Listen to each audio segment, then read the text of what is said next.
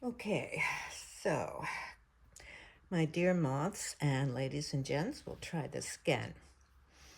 I had the video made and I was doing good and the battery went dead. So I have to do it over. And I have a bad cold, so I have something to drink here, so I hope I don't have to cough or sneeze or something like that. But this is the new kit. We need a name for the kit. Hopefully someone on Moths would like to name it. I don't have the packages here. I'm not really organized today. I started this morning early. It was probably 5 o'clock to get everything ready. I've been working on the video and I put the tongues on this morning. And so it's been a long day. And the rug is upside down, of course. Okay. It's just the day. Okay, so I want to go over what's in the kit.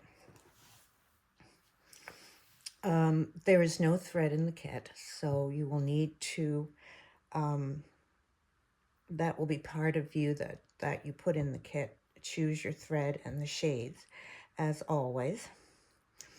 I don't stitch the rugs because I need them as samples for my online courses and classes. I need to show the different types of thread and different colors do to a rug, and that's why I don't stitch these kits that I do. Okay, so I'm not very comfortable here. I'm trying to see my camera and talk at the same time, and I'm on a stool that's very uncomfortable. Okay, so you have a piece of the brownish black wool, and you will cut these yourself, and I will include the pattern. Be very careful of this one. I would just cut the freezer paper and not cut the pattern. Cut the pattern onto the freezer paper when you put it on the wool. And please, with the freezer paper, iron it on the wool and take it off 2 or 3 times, at least 2 times, 3 probably, because the wool will fray. Okay, the oval comes cut. I will cut the oval. The tongues come in the rectangle, as they always do. And you will need to cut either the round piece or the petal shape. Now, I've shown pictures of the petal shape before, and I put a penny on that because I think it needs a penny because it's the petal shape. I don't like the pennies on these, but I will include the pennies. You'll have the pattern for each one of those, and you can choose. The pennies all come cut. They'll be in a bag. You'll notice there's 2 different sizes, and that's just for varying the look in the rug. There is a very small penny that goes here on both sides, over there. I couldn't fit a large penny in, and it looked open, so you have a couple of those small ones to put there. Now, as to construction of the rug, it's pretty simple. You would cut your pieces and put those on first, and then you would put your pennies on and You probably will need to move these a bit to get them to work. You can put the pennies on any way you like. You will have extra pennies in case you want to add more. And then you would applique in your choice of thread. From there, you would blanket stitch the tongues, cut them, and then blanket stitch. And once they're blanket stitched, then you need to put them on here. And what you would do, you would turn your rug over, you would position them on, pin them, and then base stitch. Now that's a running stitch. That's a very sloppy stitch, but of course I have to take that all apart when I stitch it. And from there, you would then blanket stitch this to your tongues, the outside, and then you would put your lining on. Now, please remember, before you put your tongues on, you probably should cut your lining in the same oval size, just a little bit for it to turn under. And then you will have it cut, and it's much easier that way. That's before the tongues go on. Oh, I have to have a drink. Now, when you put your tongues on, when you base them on, pin them, and then base them, they should overlap. Now, there's something wrong with this one. And I'll just put it like that. I have it on the white so you can see. There's not enough tongues in this. And I purposely did this. Well, mostly I purposely did it. Nothing is going right today for me, so we'll just say that I did it on purpose. This is a good example to show you what not to do. You see that? And there's another one over there. And you see these are going sideways, not in a straight line. Okay. Let's turn it around this way. Okay.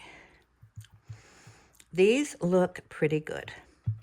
You notice they're all standing up, pointing one way. This one's off. It's because I don't have enough overlap, and there's not enough tongues in the rug. There should be one, possibly two more, and they should be overlapped, and they should be going this way. Just make sure that your tongues, see, this is not overlapped enough. This should be over here.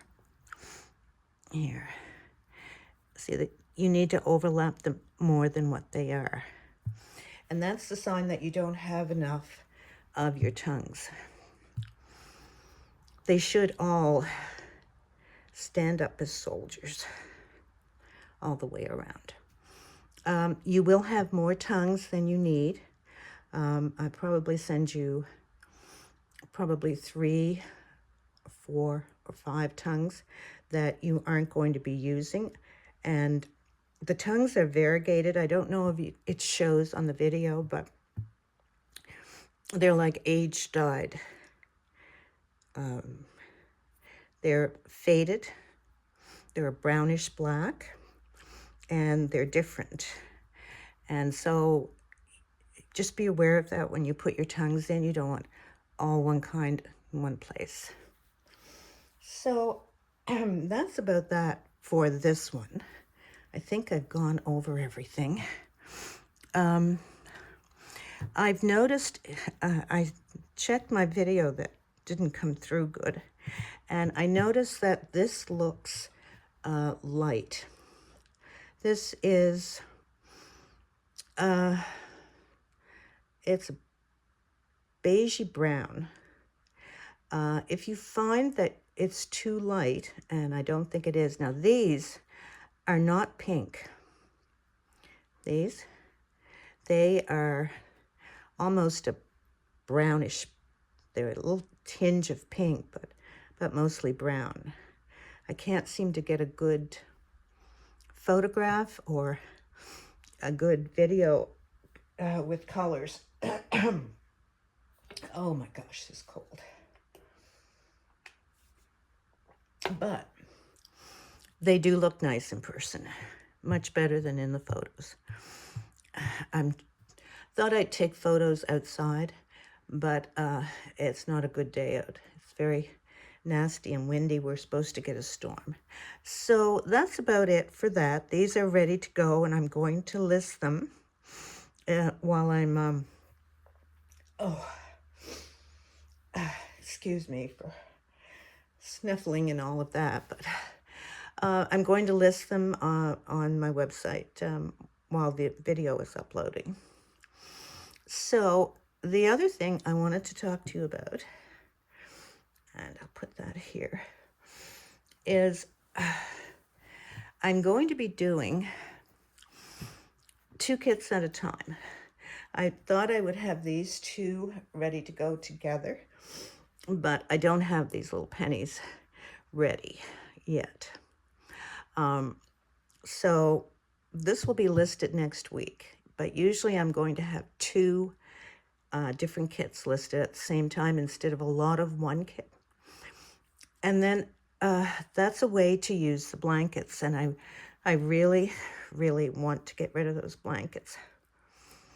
It's getting late in the year, and I thought next year I could retire. So I have to get rid of a lot of blankets in the next few months. So what I'm going to do is and certain blankets are not good for certain things. They're good for some are thicker and some are a different weave and that sort of thing. So I'm just going to go through the blankets, choose the kit, and then not make so many of that kit, and then whatever's left in the wool, then I'm just going to do them up as wool bundles. At the very last, whatever I have left, I will do that. But this will be the next kit. It's not going to be this large. It's going to be 2 rows less. So these 2 rows, and these 2 rows. So it's, let's see, that.